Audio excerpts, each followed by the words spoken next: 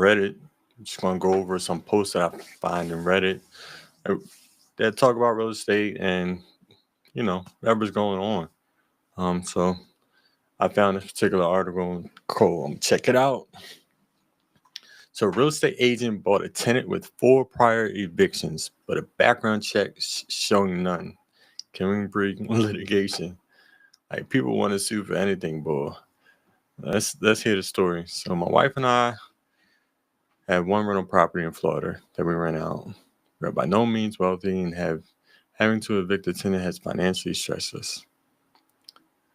We are trying to figure out if we have legal way to get back the money we've lost due to evicting a terrible tenant with 4 prior evictions, who was wrongfully presented to us by both our real estate agent and the tenant's agent as having no evictions. Uh-oh. So here's the story. We hired a real estate agent to find us a good tenant. We never signed a contract with him. Not sure how that slipped through. He contacted us. Yes, I'm aware this is our first mistake. He bought us a tenant who it turns out had 4 prior evictions that can be found through the Broward County public record. She's a single mom, and we can't get any money from her, according to our lawyer friend. However, do we have a case going after either our own real estate agent or going after the real estate agent that brought this forth the tenant? Our real estate agent admits he never called the references, which included her previous landlord, phone number not provided, who was actually one of the people who evicted her previously. Additionally, he took their background check at face value. The real estate agent said clearly in this email she's never been evicted. He even bought a background check that had none for evictions. Now, how is this possible? It's something I don't understand. Maybe he didn't check the box, check for evictions. Maybe it was altered or old. Maybe for some reason that service didn't pull the Broward County public record for some reason. Our lawyer friend said it is saying that if we sue and they hire a lawyer, we'll probably be up a creek. The lawyer fees we have to pay aren't worth what we'll get from the suit. I guess I'm wondering if anyone has wisdom, guidance, or experience in this area. Could we threaten suit and then try to get an arbitration? Could we threaten to bring a complaint to the DBPR?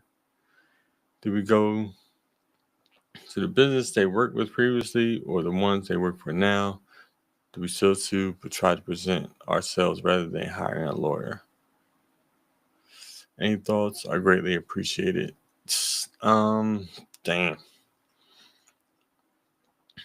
I feel like for this situation, you just gotta take your L and live with it.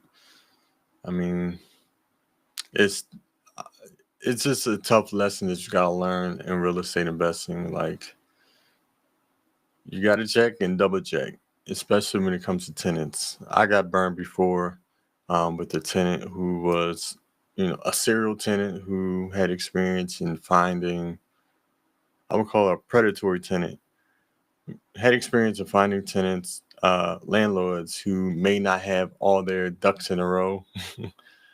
For instance, like my investor's license had slipped and lapsed, and I was looking for a tenant at the time. Didn't realize that it had lapsed. She applied. Everything looked good on paper. Checked all the boxes, but around Christmas time came around, started missing payments. Then 1 month turned 2, 2 turned 3, 3 turned into 4. It just got crazy. But back to this person here. To not be able to see 4 prior evictions on like the background check, you got to take this on yourself. Like, you can't take everything for face value. You gotta, you gotta do your own research. Like, you can't just listen to what other people tell you. You gotta go in and find out what's really going on. Do your own background checks. See it for yourself. Like the dates, where you last were living. You want to call these previous, landlords to find out, what's going on. At the same time, those previous landlords aren't going to give you the best information because they're probably trying to get them out of their place. So they're going to make them sound like they're great tenants. So what you really want to do is you want to pull up on them. Like what I mean by pull up on them is where they have their address now. Do like a surprise visit, like hey, just pop it up, just see how they're living. You know what I mean? Things like that. But definitely want to check the references, the jobs. Do a thorough background check. For yourself. Don't just take these. A realtor that you didn't sign any contract with. You know, his word for it. It's probably one of his cousins or something like that. Or he's probably trying to get him out the hair of one of his other clients, so he just passed them along. But yeah, that sucks. Litigation, like your lawyer friend said, may not be worth it. Like you just gotta take this as a learning lesson. It's my opinion. Let's see if we can find another one.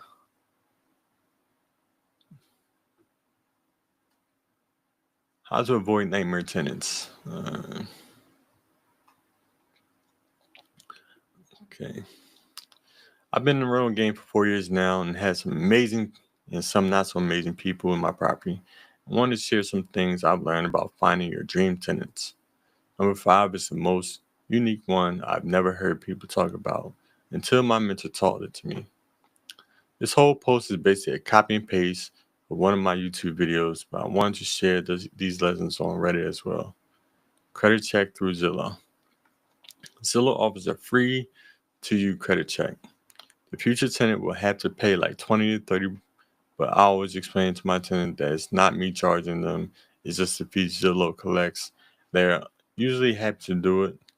You learn so much from a person's credit history, lines of credit, on-time payment history, etc. This can really help you to feel more comfortable renting to someone, or can be what you need to absolutely say no to them. Call their current job, ask for a manager, and ask them these 2 things. Is blank a good employee? And do you see them there long term? The answers to these questions can help you get better understanding of how concrete their position is, and help you feel better about the future tenant keeping a job throughout their time renting from you. Call past landlords. You can learn where a person has stayed before from their credit check, and you can call past landlords, apartment complexes, ask them things like, did they always pay on time? Did they take good care of the property? And most importantly, would you rent to them again? This way you can learn from someone else's personal experience with a prospective tenant. Now, like, calling a job is good. That's what you should definitely do. A lot of people put the cousin on there or some relative. They really don't put their real jobs on there. So you gotta be careful with that. And this calling past landlords, like, it's tricky. Don't always believe what you hear, because like I said, like, they'll tell you anything to get them out of their property. So maybe call if they have been through 3 or 4 properties. Call not the one they're currently in, but the one prior to that. Maybe they might remember them and have some recollection of how they were. But you want to call this past tenant, but don't take their word for face value. All right, pay equals 3x the rent. The take-home pay should ideally be 3 times the amount of rent. 2 to 2.5 can be okay, depending on the situation and what you feel comfortable with. This is a general good rule of thumb. Most apartment complexes follow this rule for people with bad or no credit history, so it makes sense for us to follow the same rule. All right, number 5. Want to know how a tenant will treat your property? Check their car. A person who's food on the floor and trash all over the place in their vehicle is not going to act any different when it comes to where they live. A person with trash car is going to trash your property as well. And I am speaking from personal experience. On the other hand, a person whose car is washed and spotless, inside probably has their life more together, will be way more likely to keep their home clean as well. So you can feel much more comfortable with that person staying in your property. Now, what you can do to see their car is either take a peek at it through the window of your house if you have a good view, or after finishing up a tour of the property, You can walk them to their car while finishing up the conversation and take a peek inside their car. Hope this helps some of you out, their new rentals, or looking to get into their first one. I go in more depth on a lot of these topics on my YouTube. I'm trying to teach more through posts like this as well. Good luck to you all. So I feel like there's a lot of basic stuff. Living in their cars is a good idea. I hadn't thought about this, but calling all this other stuff is pretty much basic routine stuff. So what else? I want to find something good.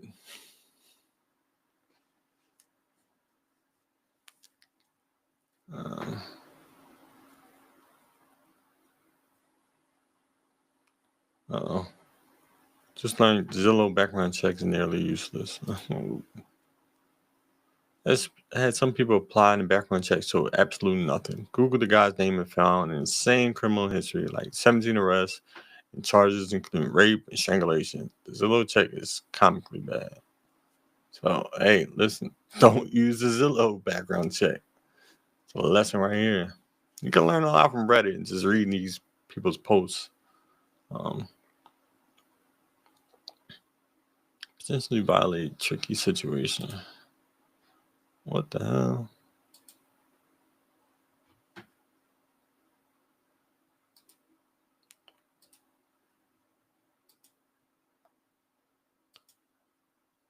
I mean, this paint, spray paint.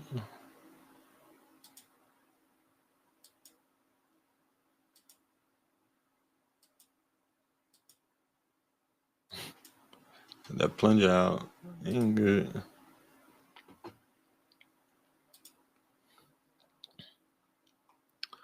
Posting on behalf of my mom from Cook County, Illinois, USA. My mom is kind and empathetic. Too kind and too empathetic. Her tenant, one female, one male, two children, moved in about a year ago.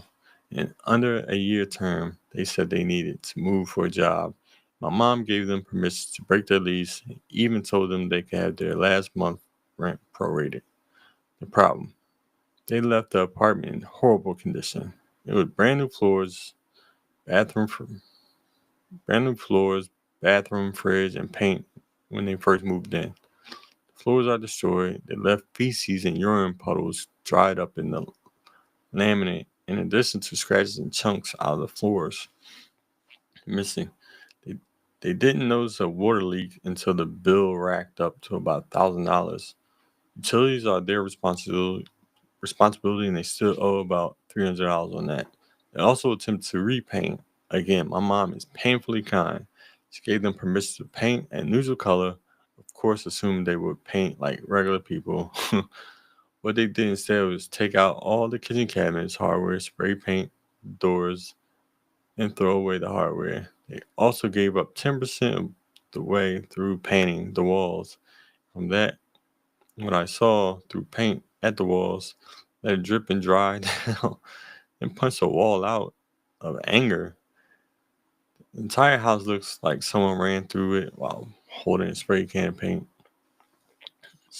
can. There are holes all over the walls in almost every room. The garage reeks of weed. It's so bad you can't stand there for more than 10 seconds without getting dizzy. They inexplicably left used underwear and socks everywhere and left the toilet clogged before they left. The carpeted rooms are covered in filth, urine stains, feces, dirty underwear shoved in the windows. The issue is my mom was planning on using their $1,900 deposit to go towards repairing everything and paying off their water bill. The inspector estimated it would cost more than $1,900 to fix everything. My mom no longer wants to give them their prorated last month rent to go towards fixing all the damages. They're demanding the deposit back and saying that is just normal wear and tear. The male is known to be violent and has had a police called on him many times. They also know where my mom and I live, unfortunately. I'm concerned that she's not allowed to keep the prorated rent because she would give it back, obviously not knowing the state they would leave the unit. We're both scared he might try to kill us. She asked me to come to the walkthrough because she was so scared. I have a CCL. This is concealed carry license. What should she do? Can she keep the prorated rent due to damages?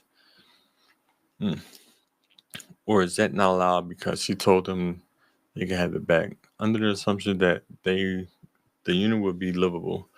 We have cameras and security system at the home, but still he's known to be violent and use drugs, which we didn't know at the time.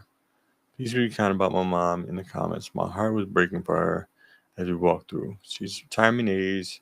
This was her little nest egg that she was planning to move into one day.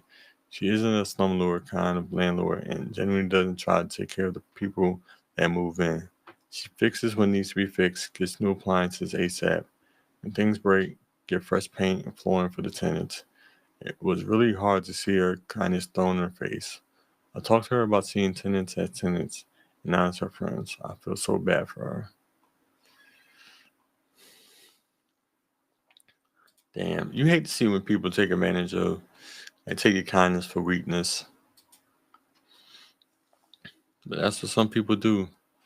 I mean, you definitely not getting your I don't know if she gave him I'm assuming that's the security deposit that they're talking about. Yeah, you're not getting that back. Yeah. It's not normal wear and tear. Um, and bathroom stuff is like you got to get this stuff clean anyway for your turnover. Only turnovers you got to do some paint, um,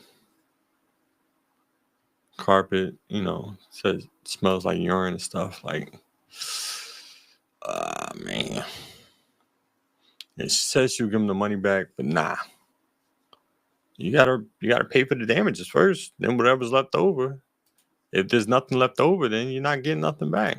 It's just that simple. I know I said it, but also told you not to screw up my property. So it is what it is. So that's it for today's Reddit Chronicles. I'll do some more on another day. But if you want to learn more about real estate investing, being a landlord, growing your real estate portfolio, make sure you join my free school community. There's a link in the description. School community is called Shift Rich. It's a growing community. I give you a step-by-step guide on how to buy your first property, specifically if you want a house hack. Because my whole goal is to have my assets pay for my lifestyle. So your house hack, you can live in one unit, rent out the others, have that cover your mortgage, and then you scale it from there. Buy the next property, you do the same thing. You know, you want to have your assets pay for your lifestyle, not the other way around. All right, so thank you guys for tuning in. Till next time, peace.